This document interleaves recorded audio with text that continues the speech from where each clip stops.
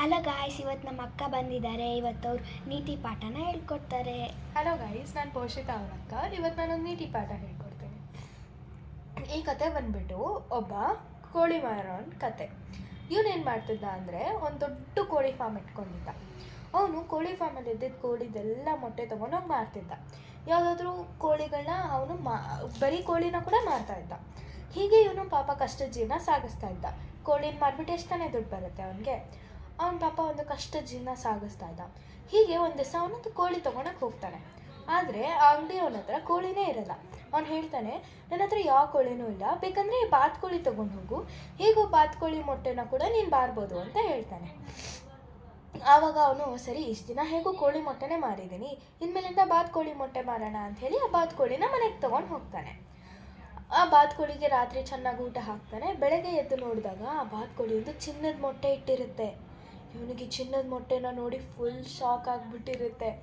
ಆಮೇಲೆ ಅವನ ಚಿನ್ನದ ಮೊಟ್ಟೆ ತೊಗೊಂಡು ಹೋಗಿ ಮಾರ್ಬಿಟ್ಟು ಸ್ವಲ್ಪ ದುಡ್ಡು ತೊಗೊಂಡ್ಬರ್ತಾನೆ ಮನೆಗೆ. ಹೀಗೆ ಪ್ರತಿದಿನ ಆ ಬಾತುಕೋಳಿ ಚಿನ್ನದ ಮೊಟ್ಟೆ ಇಡೋಕ್ಕೆ ಶುರು ಮಾಡ್ತು. ಈ ಹುಡುಗ ಕೂಡ ಚೆನ್ನಾಗಿ ಅದ್ರ ಮೊಟ್ಟೆನೆಲ್ಲ ತೊಗೊಂಡೋಗಿ ಮಾರಿಕೊಂಡು ಒಳ್ಳೆ ಮನೆ ತೊಗೊತಾನೆ, ಒಳ್ಳೆ ಫರ್ನಿಚರ್ ತೊಗೋತಾನೆ, ಎಲ್ಲ ಮಾಡ್ತಾನೆ. ಆದರೆ ಒಂದು ದಿವಸ ಅವನಿಗೆ ದುರಾಸೆ ಬಂದುಬಿಡುತ್ತೆ. ಅವನು ಅನ್ಕೋತಾನೆ, ಪ್ರತಿದಿನ ನಾನು ಒಂದೊಂದೇ ಮೊಟ್ಟೆ ತೊಗೊಂಡು ಹೋದರೆ ನಾನು ಎಷ್ಟು ಲೇಟ್ ಆಗುತ್ತೆ ಶ್ರೀಮಂತ ಆಗೋದು.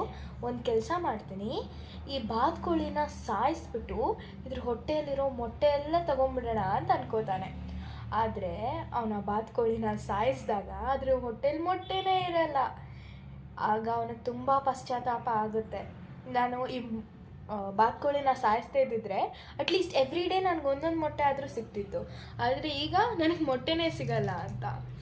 ಆದರೆ ಇವನು ಹೆಂಗೂ ಚಿನ್ನದ ಮೊಟ್ಟೆ ಬರುತ್ತೆ ಅನ್ನೋ ಧೈರ್ಯದಲ್ಲಿ ಅವನು ಆ ಕೋಳಿನೆಲ್ಲ ಮಾರ್ಬಿಟ್ಟಿದ್ದ. ಈಗ ಅವನಿಗೆ ಮಾಡೋಕ್ಕೆ ಏನೂ ಕೆಲಸ ಇರಲಿಲ್ಲ. ಇದರಿಂದ ನಮಗೆ ಗೊತ್ತಾಗೋ ನೀತಿ ಏನಂದರೆ, ಅತಿ ಆಸೆ ಗತಿಗೇಡು. ನಾವು ಯಾವತ್ತೂ ದುರಾಸೆ ಪಡಬಾರ್ದು. ನಮ್ಮ ಹತ್ರ ಏನಿದೆಯೋ ಅದರಲ್ಲೇ ಖುಷಿಯಾಗಿರಬೇಕು. Thank you.